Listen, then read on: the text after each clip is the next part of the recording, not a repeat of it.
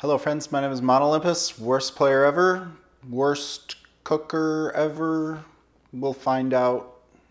Not ashamed of either anyways. Cooking is one of my favorite hobbies, one of my passions as it were. So I just figured it might be neat if I made some of my favorites and recorded the journey along the way. So today, even though I just moved to Florida, this is an Iowa staple. This is one of Iowa's signature kind of dishes. This is going to be a breaded pork tenderloin. So I've got my pork here. These are thick cut, center cut pork chops, and these are my favorite for this kind of application. When you think of a pork loin shoulder thing, you've got your shoulder on the end. That's your big, darker meat, fattier, more juicy, yummy stuff. That's the type of stuff, your big pork shoulder, you're going to put it in a smoker, or let's see, hold on. Aha! Pork shoulder, one of these. Put it in a smoker, 13 hours later you got pulled pork. So then on the other end, when you think of something, called a pork chop, or, sometimes you get those thin little pork chops in the grocery store. They're very thin.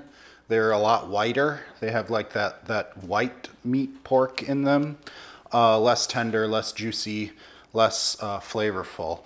But these, so you've got your pork shoulder on one end of the pig, and then your pork loin on the other end of the pig. And these are kind of the best of both worlds. These are from right in the middle. That's why they're called center cut. So you've got, I'll show right here, you've got one end that is more white meat, and then this end right here, that's more this dark marbled meat. You can see the same thing here. Okay? Center cut pork chop. All I'm gonna do is take my meat hammer. I'm gonna use the pointy end, and I'm just gonna start going to town.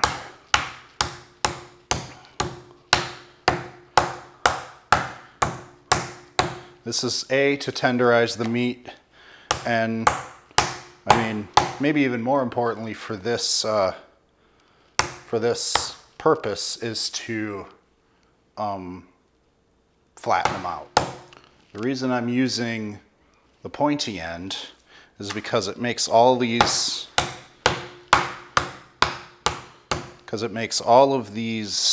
indents in the meat.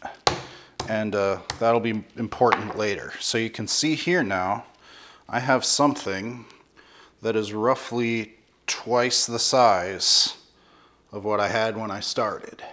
And that's what you want. I'm not gonna go too razor thin, because I can only fit, so I need to be able to fit 2 in my pan later. But we'll go ahead and do the other one here. I used to be all careful, like I would wrap my meat hammer in plastic wrap, and I would cover my cutting board in plastic wrap, but that's what soap and water is for. I think I want to get a different kind of meat hammer that has bigger points. Anyway, I'll do a little more on this one.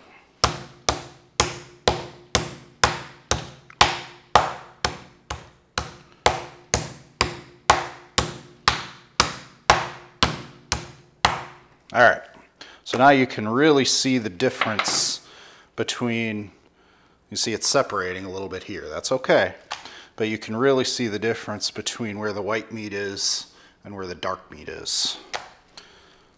Lots of flavor in that dark meat. That's why I like it for this purpose, because when you fry, anyone who's fried chicken breast knows how easy it is to dry it out. So that's why I like the center cut pork chop. Seasoning. I invented something last night. ABC. Always be seasoning. It's very important when you're cooking. ABC. Lots of salt. Now, there's tons of spices you could use for this, but kind of Iowa style it's lots of salt, lots of black pepper. That's all I'm going to use. No garlic powder, no onion powder, no, I don't know, whatever else you could use. No like fancy spice mix. Lots of salt, lots of black pepper. And notice I'm putting it right on the meat. You know, I'm not mixing it like into my breading or anything. That's important.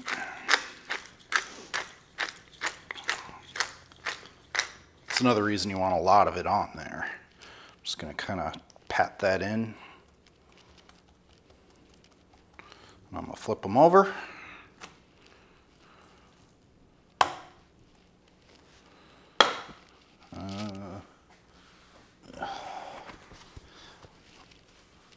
I'm going to do it again. Okay. Now we've got our seasoned pork cutlet. Just checking on my oil. It's getting there. It's not quite where we want it yet. But I have a way to test for when it is how I want it. So now we talk about the batter. You know, pork tenderloin is what it is because it's got this crunchy coating. And the way we're going to do that, I'm just going to use a couple eggs. And whoa. Never cracked an egg on a plate before like that and had that happen. Okay, at least then it's easy to get the shell out. Whoop. See, that time it wasn't enough. Darn these farm fresh eggs. You never know how they're going to crack. I'm going to take a fork, mix it up. I'm only making 2 tenderloins, so I probably could get by with 1 egg, but better to have too much than not enough.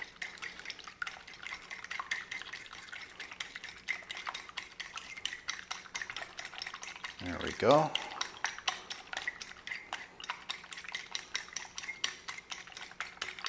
So I'm going to blend up my egg.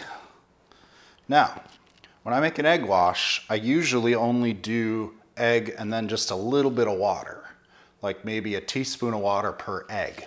But for this application, since we're dealing with a lot of surface area, I'm actually going to use a little heavy cream. I would probably choose half and half actually, but I have heavy cream and I like heavy cream. So we're going to try that. Not much. Out of there. Okay, there we go. So now,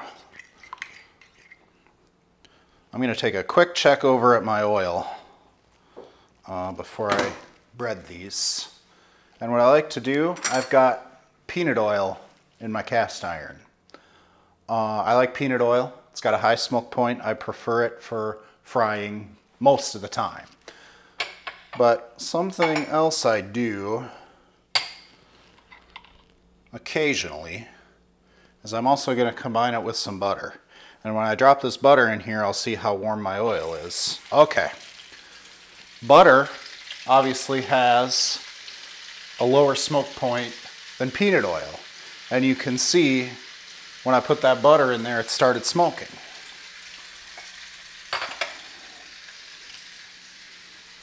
I don't know if I should turn my fan on if that's just going to be too loud, but so we're just going to let that butter melt. And as that's going in there, we can bread our tenderloin. So we've got 2 things. We've got the batter we just made, and we've got flour, just straight up AP flour. And there our butter's incorporated. Flour first. Set it right on it. Flip it over. Nice, evenly coated, all that good stuff. Pick it up, shake it off a little bit. Into the egg wash, or the batter. I think when you add cream in it, it becomes batter. I don't know. Flip it over. Okay, you cannot make pork tenderloin without making a big mess. And it's okay. And I'm actually going to let it sit in the batter for a couple seconds so that it will adhere to it a little bit better. Essentially, what you're making with flour plus batter, you're making glue. Because this way, when you put it back in the flour to bread it, that flour ain't going nowhere. So I'm going to drop it back on here. Probably take some of the surrounding here and get it started on the other side.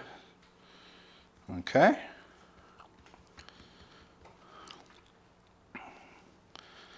And other side down. Okay, and this looks great. Right where I want it.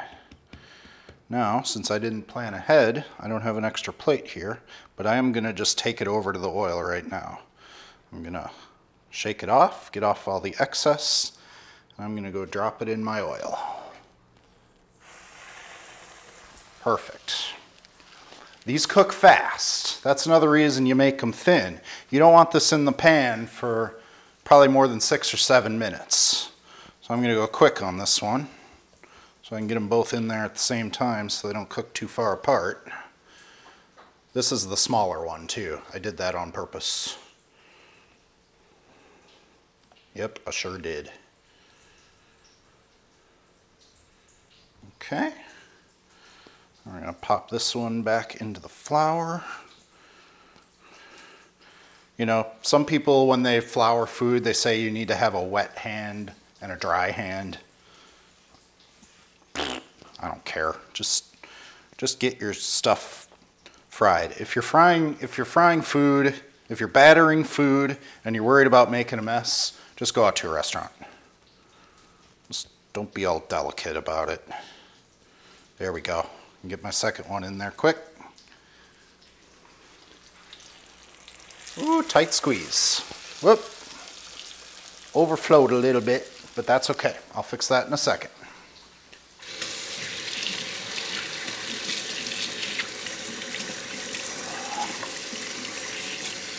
Okay.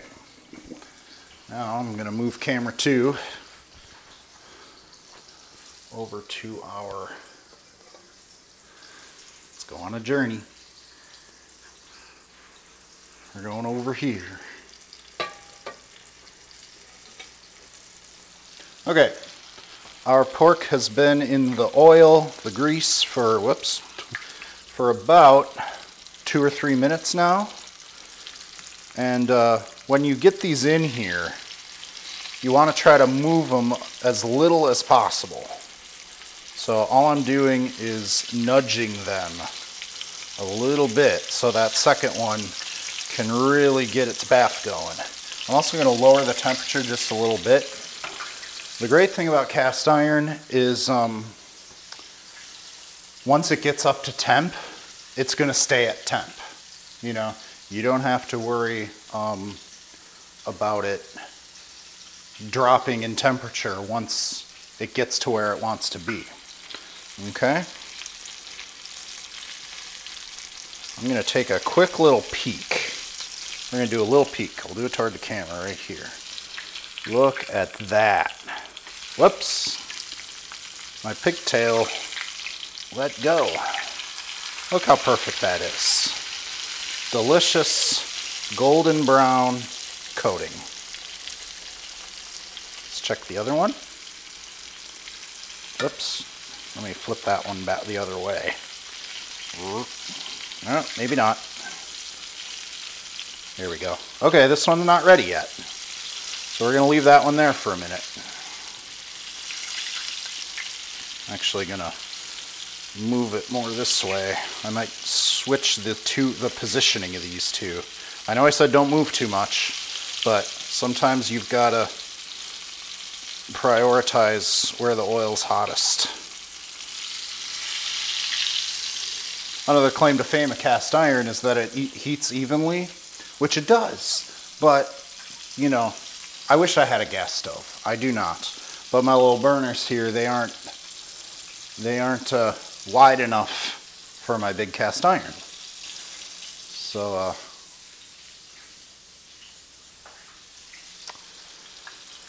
all right, let's give that one another little check. There, now it's getting there. Give that one about another minute. Now you're only going to flip these once because they cook fast. That's why they're, you know, nice and thin.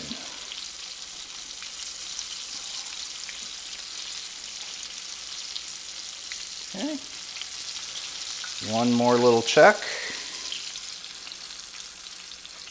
Okay, I'm just going to do this. So I want, whoops, I want this end to get a little browner. And we'll give that a second.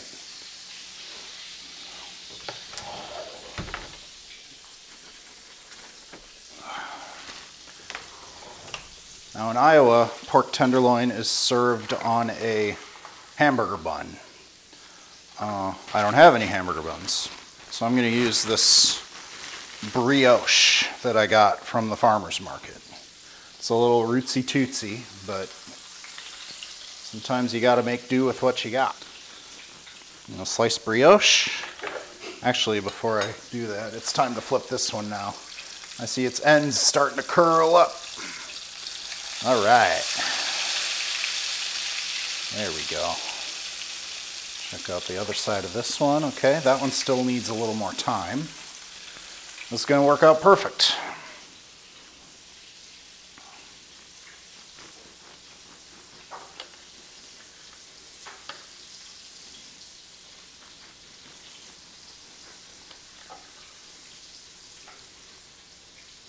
A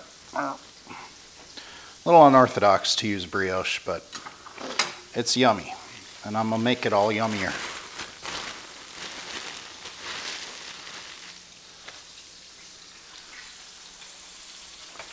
There's the rest of this butter I was using. I'm going to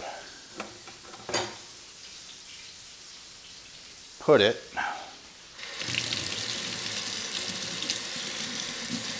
on my brioche.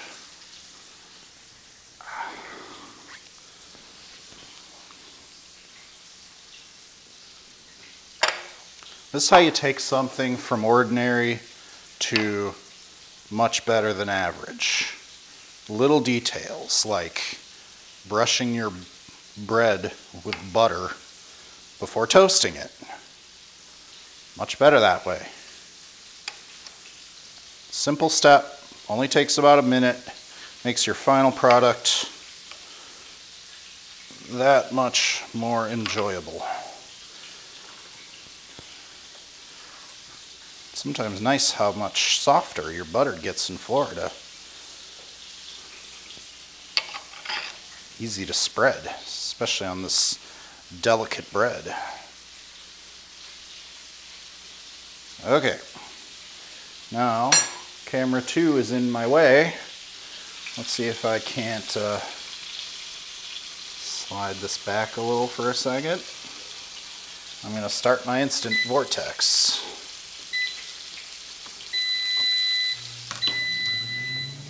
Okay.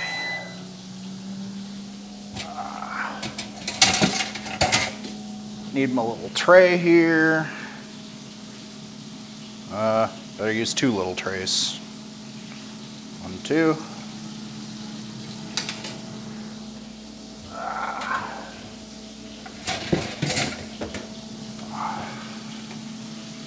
3, 4. And a little base tray's got to go in there too.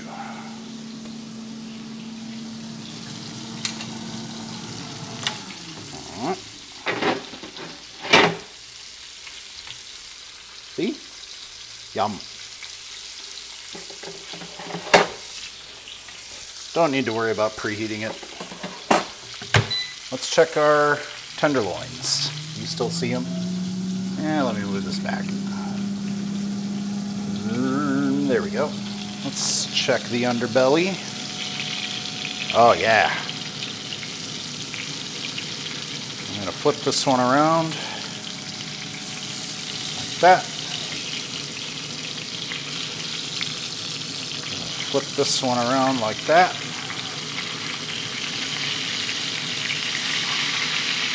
There we go. Just get one little last bit of crisp on them, and then they'll be done.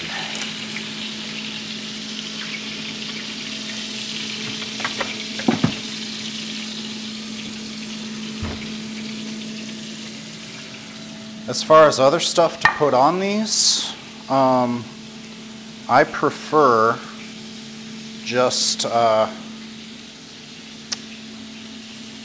ketchup and then some lettuce and some sliced onion. So I'm actually going to pop these out now.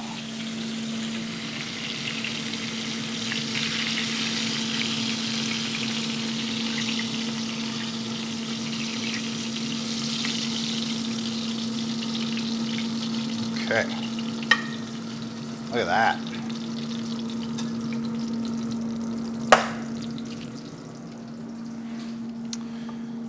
And you don't really need to see me put a sandwich together. I think you all know that the meat goes in the middle, the bread's on the outside. Oh, we don't have ketchup. Do we? Don't we? I don't think we do. But yeah, these look really good. Want to come do a taste test with me?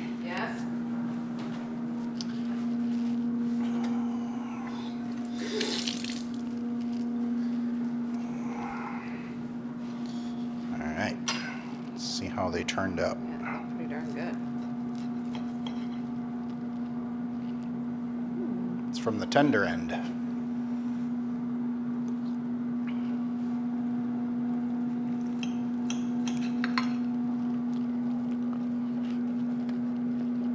Oh man, here's the black pepper. It's juicy. There it is, pork tenderloin.